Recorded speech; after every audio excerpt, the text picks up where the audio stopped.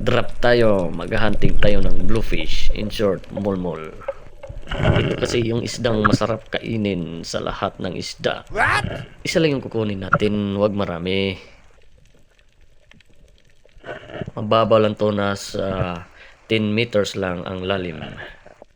Bawasan natin ang isa kasi masarap tong kilawin.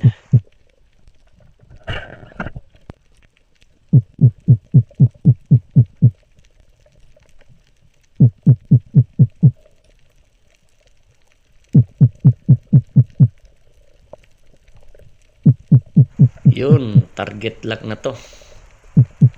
Tingnan natin kung matamaan. Slow mo natin ng konti.